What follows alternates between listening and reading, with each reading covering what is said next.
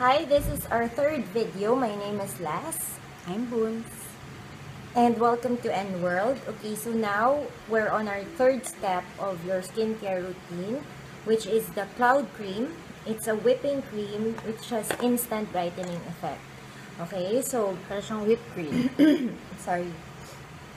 Okay, so this moisturizer, it also has UVA, UVB protection na po. What it does is instant brightening effect, and then also it can remove fine lines as you use it. And also, it limits po the overproduction of melanin. Melanin naman po is what makes your skin dark. Okay? Siyempre, nagpo-produce tayo ng melanin the more we're exposed to the sun. So, siya, nililimitahan niya yung production nun. So, again, when you do a demo, you just put here, and then you, again, spread on your face, and then massage up and down, up and down, up and down, and then spread end on your lymphatic node, up and down, up and down, up and down, and end on your lymphatic node.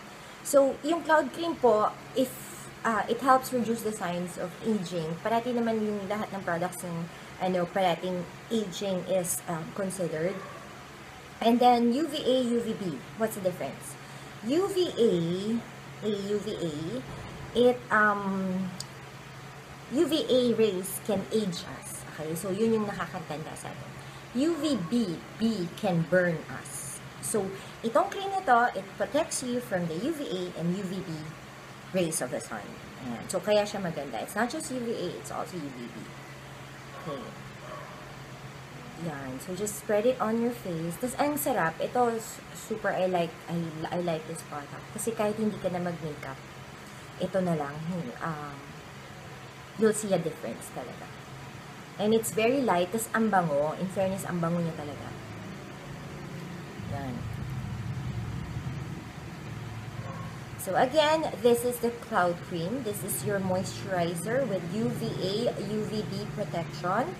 It helps reduce the signs of aging, removes your fine lines, and also evens out your skin tone. Hindi po pantay-pantay ang ating mga kulay habang tumatanda tayo. And also, the overprotection of your melanin. Ayan. So, five benefits po.